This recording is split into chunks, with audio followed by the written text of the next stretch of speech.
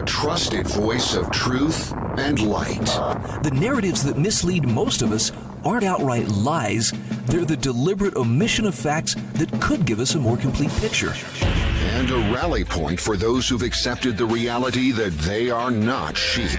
The world needs your leadership, and the essence of leadership is using your influence wisely, wherever you happen to be standing. This is the Bryan Hyde Show. Hey, welcome to the show. Come and revel in wrong think. We've got our friend Eric Peters from epautos.com with us today. Eric, great to catch up with you. How does life find you today? It finds me good. I've been fortified by the video of the pastor in Canada that you and I were talking about a little bit off the air, who exorcised the face diaper demons. And I'm urging anybody who's not familiar with this. It's viral. It's everywhere. Just put those two words, Pastor Canada, into whatever your search engine is, and you'll see it. It was magnificent. The sickness psychotics came to this man's church where he was attempting to hold the Passover service. And he just screamed at them, "Get out, get out, get out!" And out they went and did the walk of shame. And just watching that will make you feel 20 years younger. It was very interesting to see, and as you and I were talking about, there was shame. There was very, registerable shame on the face of these police officers as they walked away. The health official, I assume that's who she was with them. There was a masked Karen who was there directing, them. She was not quite as eager to go. She was pretty defiant, but she too left. But yeah, that was the best application of righteous indignation I've seen in some time. That's right. And as we were talking about off the air, I think the key to this is for the population, us, to recover the moral high ground and stop being made to feel as if we're somehow bad people for not pretending that we're sick and not destroying our social networks, our businesses, our lives for the sake of these weaponized hypochondriacs. And that'll turn things around and get you angry, like that pastor was, and tell these people to get out. They have no quarter. They have no business being there. They're wrong. We're right. And this has got to stop. Hear, hear. Now, I've been spending some time I spend time on your website, pretty much every week I'm looking through there. And you've always got interesting things to talk about. Highways are racist really grabbed my attention. Yeah. But, since everything is racist, okay, help me understand. Who is telling us that highways are racist, and how can they possibly be racist? Well, the new Secretary of Transportation, Mayor Pete Buttigieg, who has about as much business being the decreer of transportation policy as Pope Fauci the 18th has of replacing Eddie Van Halen as the lead guitarist of that band. He has absolutely no background in it and no business being there for that reason. However, he floated this business of the $2 trillion transportation omnibus bill that the Biden-Harris administration is pushing as being necessary to correct the racism of the interstate highway system, which just godsmacked me when I first encountered it.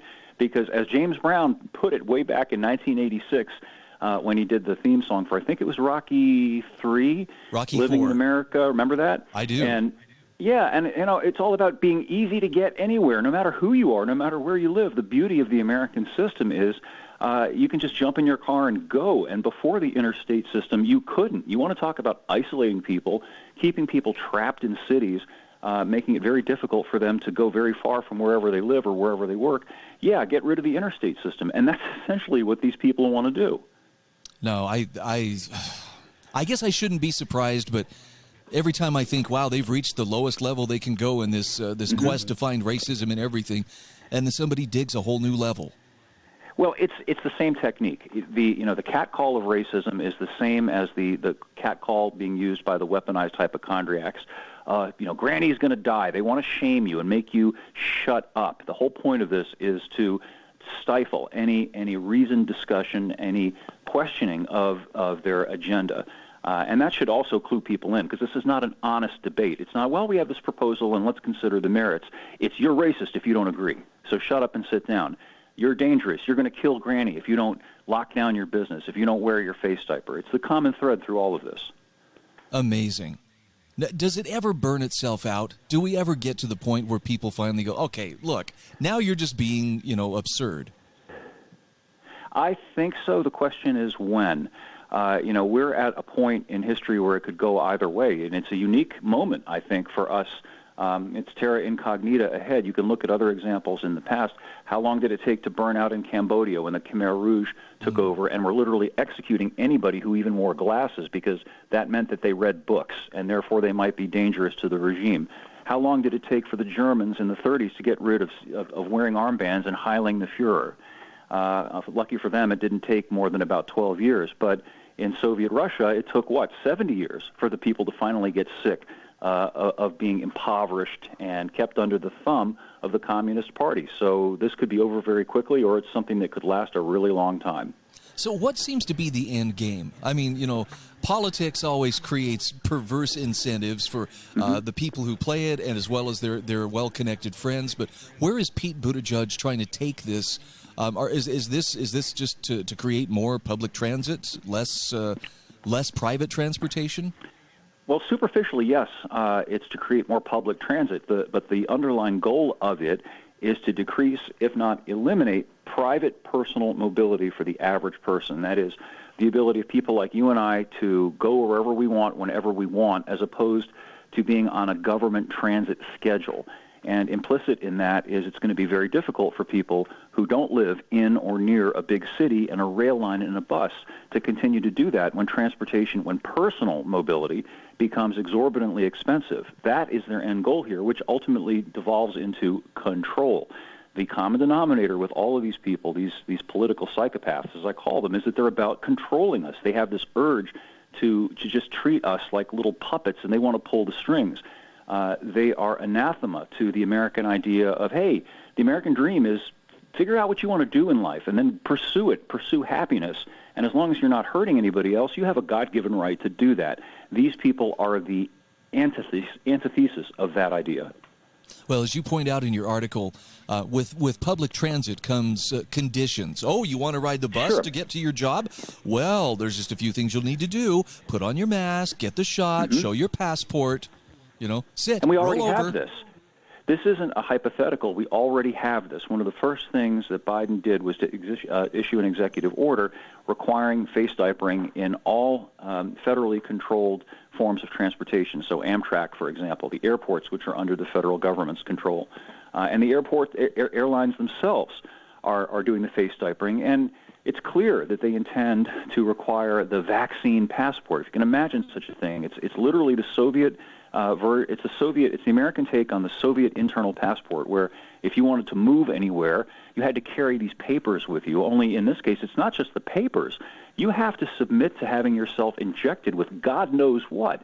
They style it a vaccine, but we don't really know what's in it, and we certainly don't know what the long-term effects are because we can't know it because the things have not been tested on human beings, and they have not been out long enough to know what will happen after, say, 3 or 4 years down the road. I actually saw a meme earlier today that made me think about what you're talking about here. And it was a picture of a little cabin way out in the middle of nowhere, and it said, okay, let me get this straight. If I don't allow you to inject me with the mystery fluid, I don't get to sit next to you? That's great. I didn't want to hang out with you anyways. I want to just be left alone to live my life. Sure enough. And again, just to be clear to people listening to this, I don't have any issue with people who freely choose on their own to inject a substance into their body. I think they own their body, and they have every right to do that. What I strenuously oppose and object to is this idea of people being de facto forced, not necessarily by the passage of a law, but by the marginalizing of their ability to live, by restricting whether they can work, whether they can travel, whether they can enter a store, by all of these so-called private corporations, which is an oxymoron because a corporation is a creature of the government, that are being used to get around not just laws but legal challenges which could be contested on the basis of the Constitution. That's what they're trying to do here. Wow. Well, like I say, every time I think they couldn't take it any further, here they hold my beer and they prove me wrong. Well, this is a radical philosophy, and radical philosophies have a tendency to get even more radical. There's a saying about the French Revolution that it eventually ate its own, and that's true, I think, of all revolutions. When you adopt a hysterical, fanatic, zealous point of view, by definition, you're no longer a moderate. You're no longer somebody who's willing to listen to reason and entertain opposing points of view. You're right about everything, So that encompasses everything. You can't leave anything out. Everything must be subordinated to this fanatical ideology. Well, if there's any comfort that I can take, it's in the idea that things that go up quickly tend to come down quickly. Yes, exactly.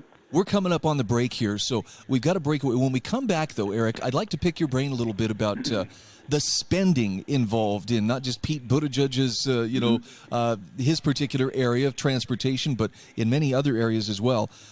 I've never seen money fly like it's flying right now. Yep. I want to get your take on what this portends economically. Okay. Eric Peters is my guest. You can go to his website at epautos.com. In fact, I strongly recommend you do. You're going to find some great brain food there when you land there. We'll be back in just a moment.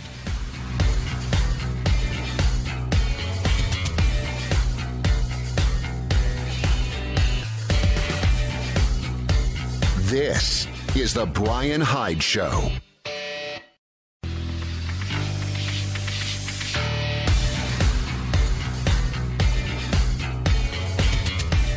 This is the Bryan Hyde Show.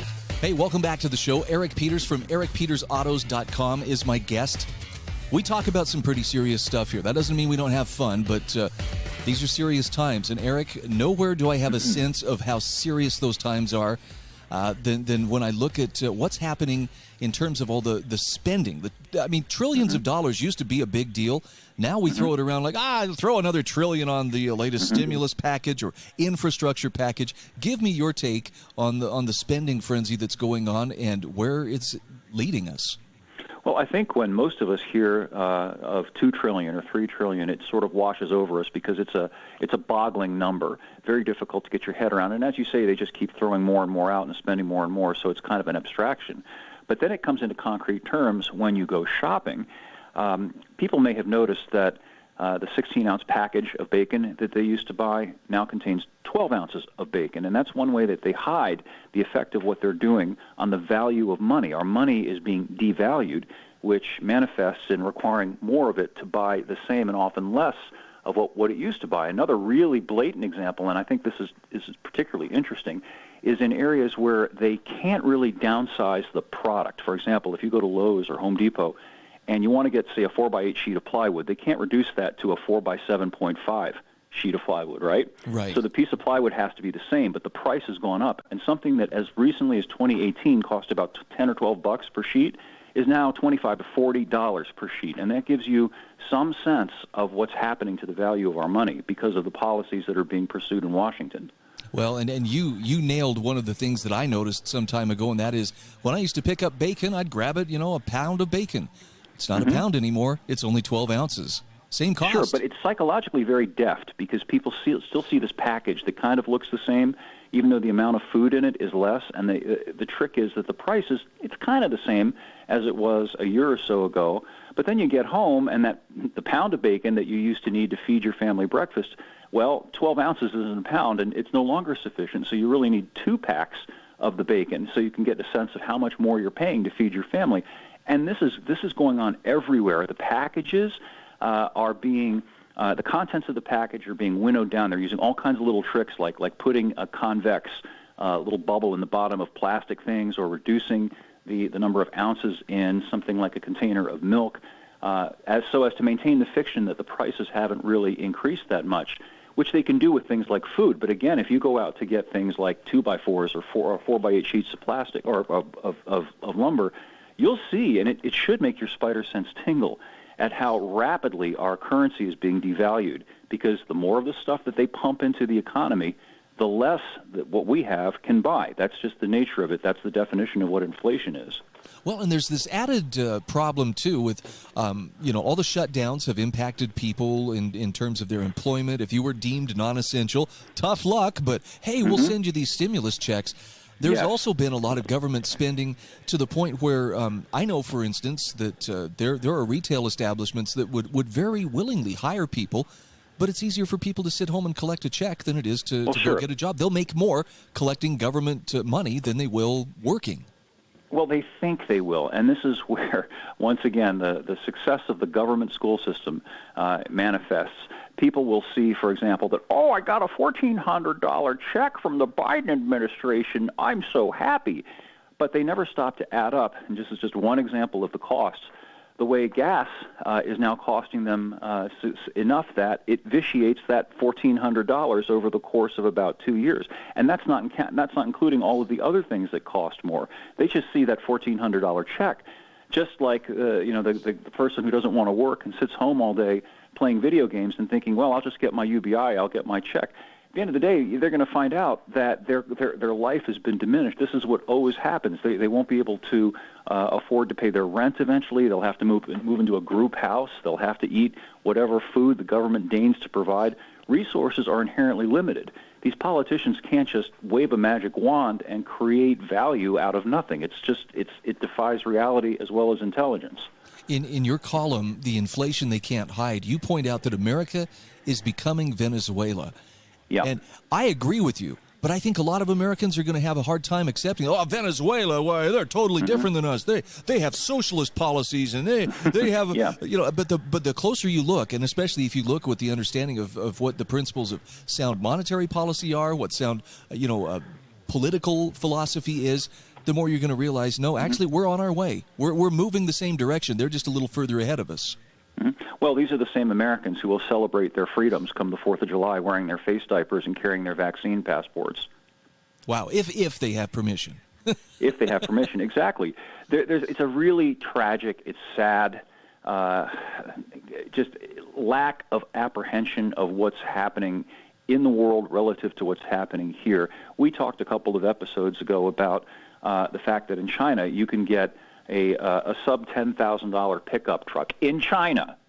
Now, you can't get anything like that here. And we're told that the Chinese they live in a police state. But the fact of the matter is that despite the fact that they do live in a police state, in a number of ways, the Chinese enjoy greater freedoms than Americans enjoy. So let's talk solutions here for a moment, because I'm gathering that whoever is listening to us at this moment, whoever's within the sound of our voices, is probably not someone who's okay to just sit back and let it happen. What are some of the steps that you would encourage people to take to maintain their independence, maintain their sovereignty when so much dependence is being proffered to us? Well, most of all, insist on it. Stop saying how high when the government tells you to jump. Stop closing your business. Stop wearing the face diaper. Refuse to allow them to inject you with a substance that you don't want injected into your body. Stand up for yourself as a free man or woman. Stand up for other people when you see other people being harassed and bullied by these pathological people, whether it has to do with the weaponized hypochondriacs or the more run-of-the-mill. Stop feeling bad about being free. Stop feeling bad about being an American. And educate yourself about what that means, about what it takes to be free and what you should value and what you should value for the sake of your children and your grandchildren. Hear, hear. And I would encourage people to consider who you hang out with. And I mean, if that's virtually or if that's in person. But if you're looking for like minds, I'm going to suggest go over to Eric's website, ericpetersautos.com. You'll find Eric's columns are very informative, and I'll say this, don't blush, but they're inspiring for people who are committed to liberty. But your commenters, the people who follow you and the people who comment on the articles you publish, are a collection of very like-minded fellow travelers, and I think people would find some great camaraderie there.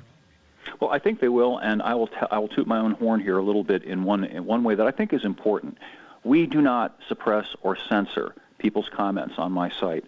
People are free to speak their minds, with the only caveat being, we don't tolerate personal abuse, meaning if you start calling people names and using profanity, that kind of thing we'll put aside. But unlike all of these other sites, especially the mainstream media sites, that will cancel and suppress and not even allow to be seen any kind of opinion that deviates from the party orthodoxy, we do.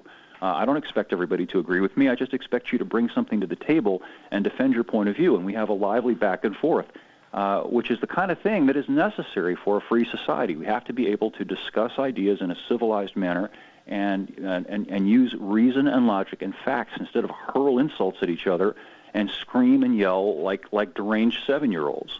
Yeah, and we don't. And I notice you don't treat your readers like children who have to be shielded from ideas that might dangerously corrupt them. That's right. We're adults. If your feelings are going to get hurt because somebody disagrees with your point of view, then don't come to EP Autos. But I doubt anybody listening to our broadcast falls into that category. Hear, hear. Eric, unfortunately, we are up against the clock here, but thank you once again. I can't tell you how much I appreciate that you give us a little bit of your time each week to give us your thoughts on the passing scene. Well, I'm happy to. And again, as we've talked about before, I think it's vital that all of us, in whatever way we're able, create and expand and build on these informal social networks and bolster each other's resolve to fight this for our sakes and for the sake of the country. Hear, hear. Eric, I look forward to talking with you next week. You bet, Brian. Thank you.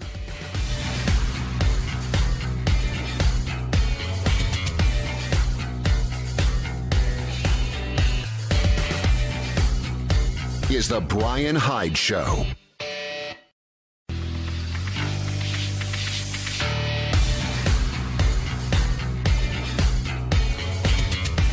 This is the Bryan Hyde Show. All right, welcome back to the show. Just want to give a quick shout out here to my sponsors, including HSLAmmo.com, also Pure Light. You can visit their website at pure-light.com, and MonticelloCollege.org. Wonderful sponsors, each and every one of them.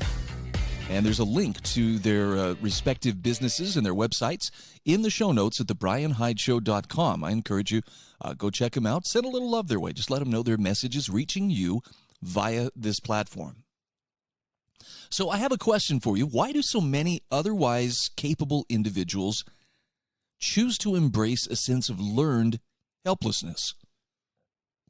What does that look like? Okay, let me give you an example off the top of my head.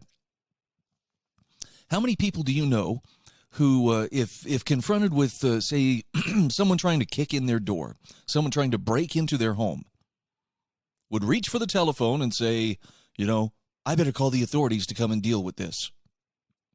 I think most of us, that would be among our instincts, right? Well, we better get somebody here to deal with this. Okay, now here's the difference between a person who is operating from that mindset of there's nothing I can do about it, or I don't have the authority to deal with this, versus someone who says, okay, here is the immediate problem, here's the immediate threat, and I'm prepared to stop whoever is coming into, trying to force their way into my home. Now, I hope you understand. I'm not talking about, I got free range to shoot whoever I want. It's not about a trigger-happy attitude. It's about the mindset that there's a problem that needs to be solved, and I mean a real problem. This is a threat to the health, safety of my family, etc. Who's going to deal with it? Do I get on the phone with 911 and let the operator tell me? Now, whatever you do, don't get a weapon. Don't do anything. I mean, on the one hand, you're declaring the arena to be the police's when you invite them into the picture. And believe me, when they show up, you don't want to be standing there doing an impression of a man with a gun or a woman with a gun. That could be dangerous for you.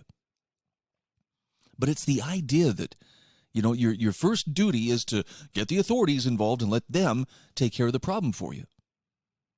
And I really hope this doesn't sound, in any way cavalier or bloodthirsty to say this, but it seems to me that a free, self-actualized individual, somebody who actually is living their life and has autonomy, if they were facing that kind of a problem, you've got you got three guys trying to kick down your front door.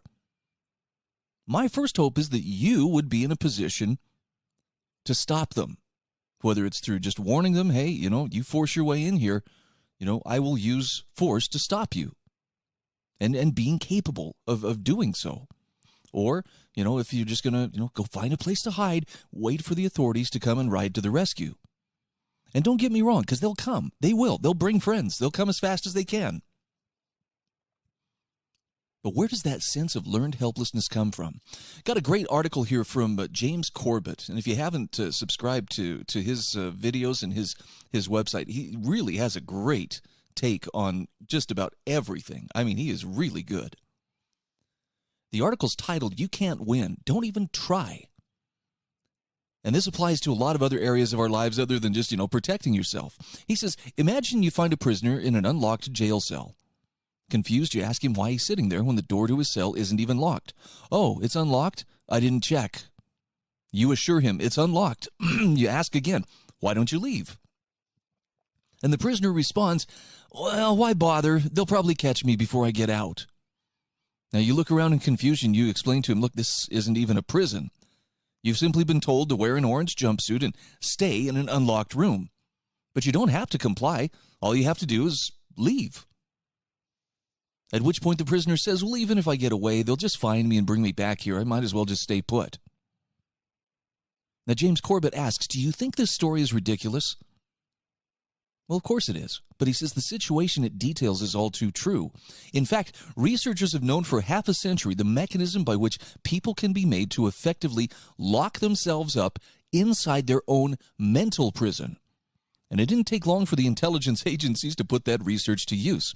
So he explores the startling true story of how the public has been conditioned into a false sense of helplessness, and more important by far, what we can do to break that conditioning. So if the story of the prisoner who won't escape his unlocked jail cell sounds outlandish, then consider the story of the elephant and the rope. So in India, elephant handlers will often train baby elephants to be submissive by chaining them to a post, and they'll fight with all their will to break free day in and day out, but eventually they just give up. And when the baby elephants become adults, they no longer need chains to be tied in place. Just a thin rope will do. Now, James Corbett says, if that sounds like a cruel thing to do to an elephant, you're right, but it's also effective.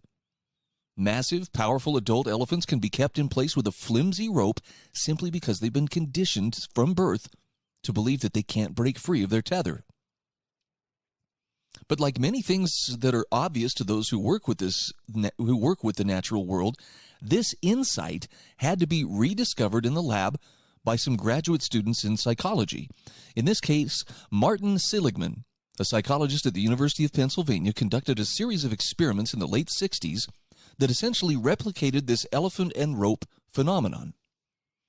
Entitled Learned Helplessness, his 1972 paper outlining this research showed how Seligman and his team subjected two sets of dogs to painful electric shocks. Now, the first group of dogs were placed in a shuttle box where they could escape the electric shocks by jumping over a small barrier. These dogs soon learned that crossing the barrier protected them from the shocks, and as you would expect, they crossed the barrier more and more quickly each time the experiment was performed until they could escape the shocks altogether. The second group of dogs were placed in what Seligman described as a Pavlovian hammock, from which they could not escape the shocks however much they struggled. This set of dogs reacted completely differently from the control group when placed in the shuttle box.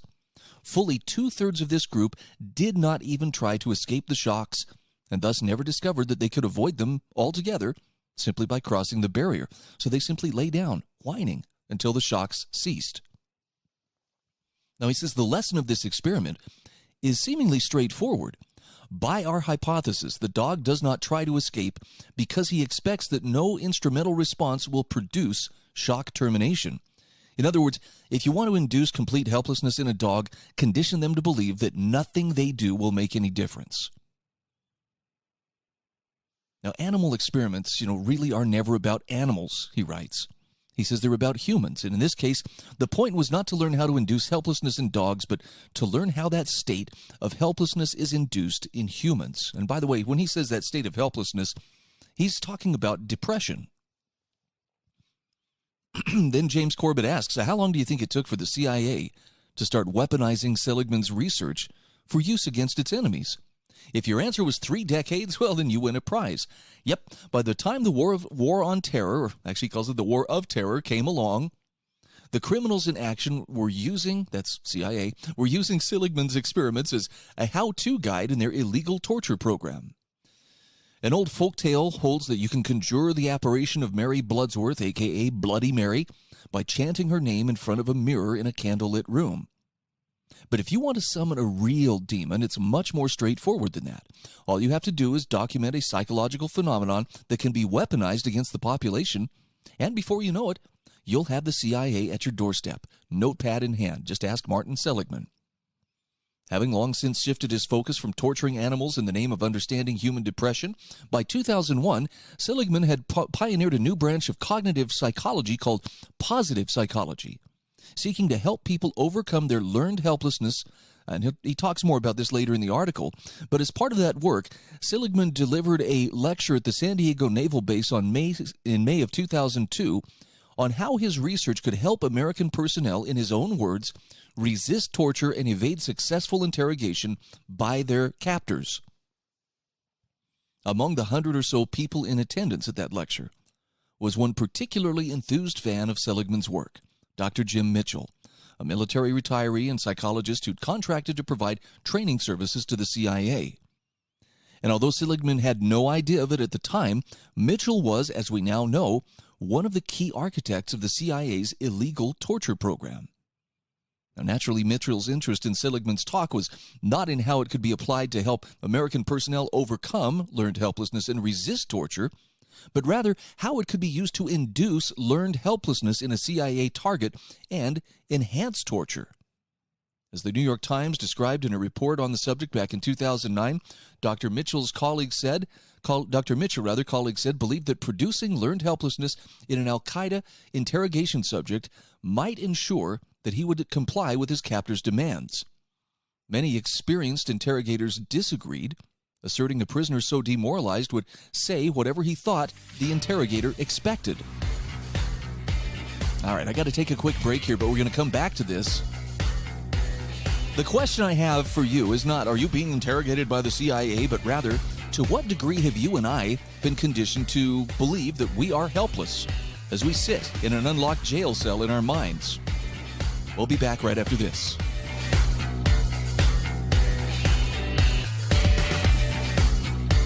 This is the Bryan Hyde Show.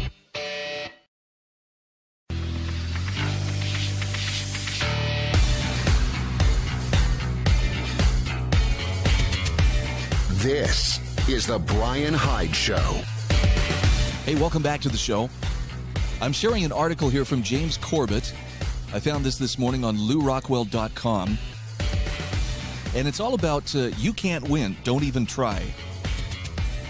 And I'll admit, I'd never heard of Martin Seligman. I'd never heard of his, at least I wasn't familiar with his experiments in learned helplessness and how the CIA took that information and used it to learn how to better break prisoners, how to better break the people they were trying to interrogate. So apparently, Mitchell and his colleague, Dr. Bruce Jessen, helped direct the 2002 interrogation, that's in quotation marks, of Abu Zubaydah, who was waterboarded 83 times in a single month, and the supposed 9/11 mastermind Khalid Sheikh Mohammed, who confessed to the 9/11 plot, that's in quotation marks by the way, confessed, after being waterboarded 183 times and sleep-deprived over 6 days. In fact, Mitchell himself even personally threatened to cut the throat of Khalid Sheikh Mohammed's son during one interrogation. The point is, these techniques were so effective that not only did they produce the testimony that formed the backbone of the 9/11 Commission report and thus, to this day, form the backbone of the official 9/11 story, they also caused Khalid Sheikh Mohammed to confess to targeting a bank that wasn't even founded until after his arrest. Wow, that is some effective stuff, right? In a sick way, the CIA's experiments in inducing learned helplessness proved that Seligman had discovered valid insights into a real psychological phenomenon. It's certainly possible to create conditions to break someone's will and cause them to confess to whatever their torturers want. But this emphatically is not the point of the learned helplessness research, and it's important to note that Seligman, for his part, was never aware that his research was being used by the CIA until after the Senate's report on the torture program was released to the public, and he completely denounced the perversion of his research when it was exposed. So how do you break the conditioning? Well, here James Corbett writes, from some lab experiments in the 1960s to an illegal CIA torture program 4 decades later, the story of the research into learned helplessness is incredible enough, but thankfully, the story doesn't end there. In one version of Seligman's experiment, one group of dogs were given levers to push that could stop the shocks from happening, while another group were given levers to push that did nothing at all. Unsurprisingly, when the levers were taken away, the dogs whose levers had worked in the first round of the experiment attempted to escape the shocks and eventually discovered they could jump over the barrier to be free of them. The dogs whose levers had not worked almost uniformly curled up and accepted the shocks without even attempting to escape. Now, our would-be social engineers know this already. And that's precisely why we're asked to fixate on the never-ending election sideshow circus.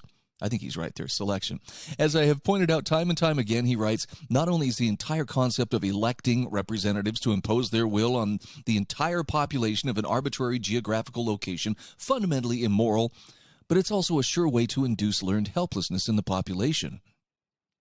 As you know by now, the 2D political chess game that's used to distract the public does actually nothing, absolutely nothing, to change the real political agenda that's set by the 3D chess masters.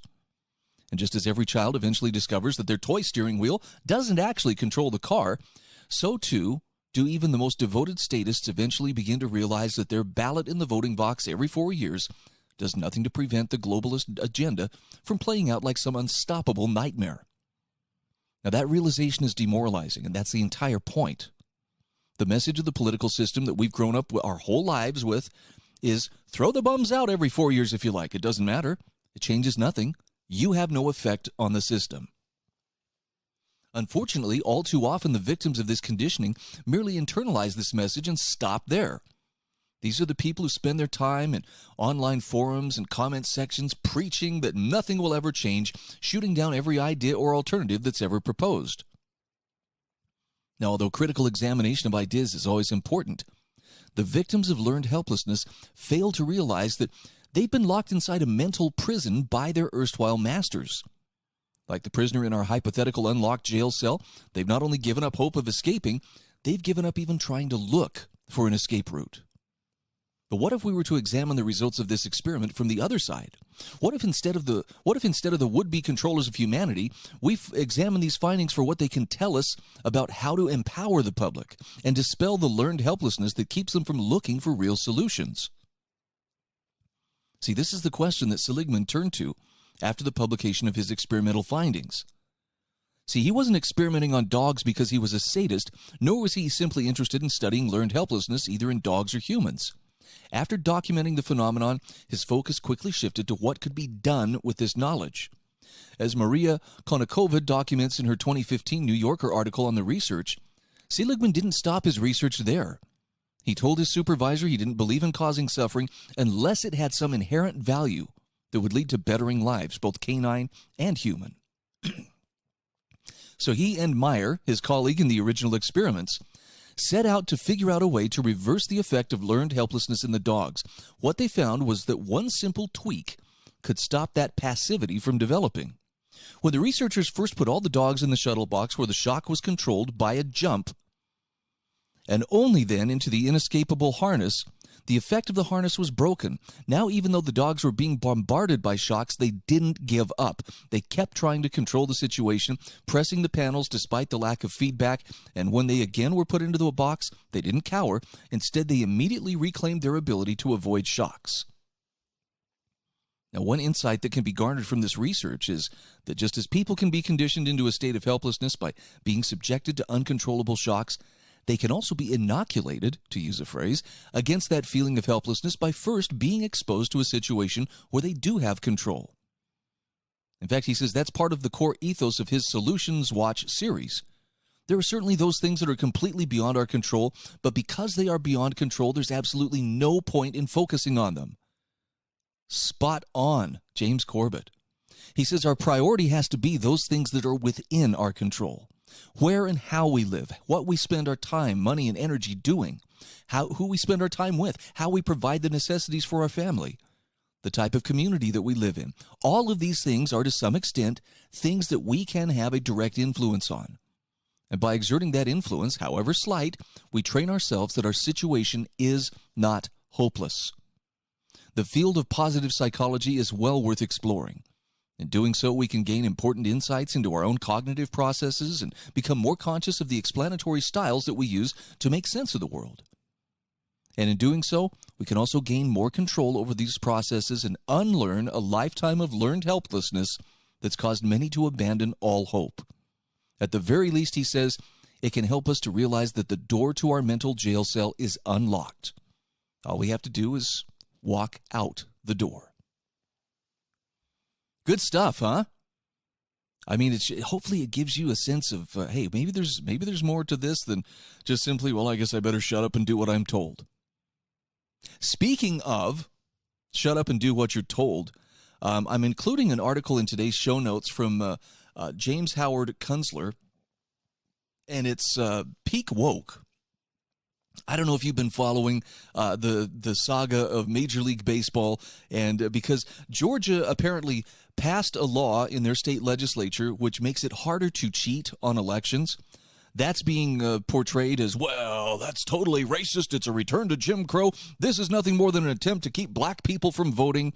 And it's the patronizing tone that black people, for some reason, are incapable of operating a computer, incapable of sussing out how to find, their voter ID or, being accountable for voting.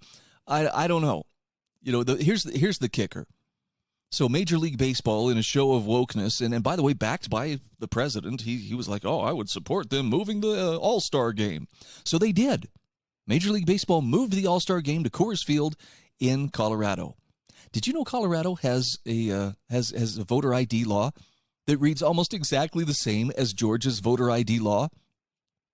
You have to show ID. You can't be handing out food and water to volunteers at polling places if you're wearing, a candidate or electioneering apparel. Interesting stuff. I wonder how they're going to explain this. Well, I'd like you to check out the article by James Howard Kunstler, Peak Woke.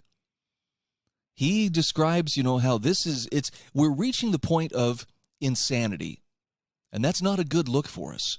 But he also points out that all social hysterias run their courses. They run out of new gags. They run out of new recruits. They grow tiresome, even comical, as the woke mainstays of racism, misogyny, and white supremacy eventually burn themselves out, and their promptings reveal themselves as obviously dishonest. The punishments they seek seem increasingly warped and sadistic. He says the behavior they induce begins to look patently insane. And he says that's where America stands right now. Another place you'll see this is in the trial of police officer Derek Chauvin, who was videoed kneeling on George Floyd's neck at that Minneapolis intersection. We'll talk more about that in another episode. Thanks again for joining us. Thanks again for reveling in wrongthink. This is the Bryan Hyde Show.